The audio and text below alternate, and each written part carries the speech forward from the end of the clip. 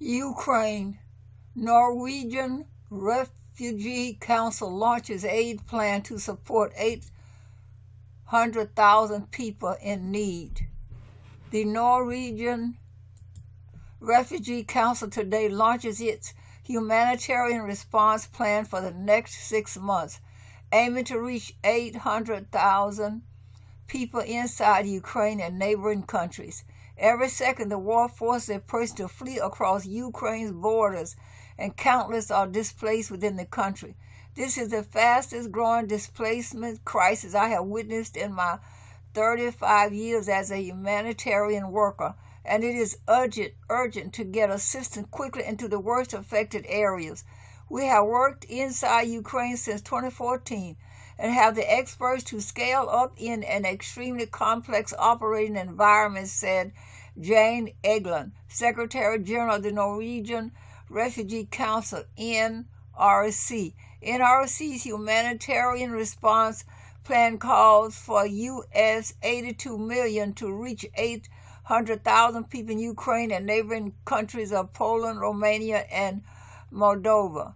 We appeal to donors to dig deep into their pockets to find new funding for people affected by the armed conflict in Ukraine, but not take resources from other crises. Human suffering is at unprecedented levels across the world, from Afghanistan to Central Sahel, and Ukraine is the latest in a long list of crises with record humanitarian needs, said Egeland. NRC has already restarted operations inside Ukraine on a small scale and will rapidly step up humanitarian relief to communities as soon as conditions allow.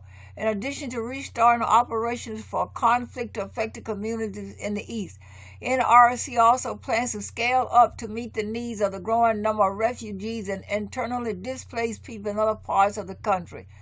An emergency response team is on its way to support NRC staff on the ground with the response, including conducting large-scale cash distributions to meet basic needs.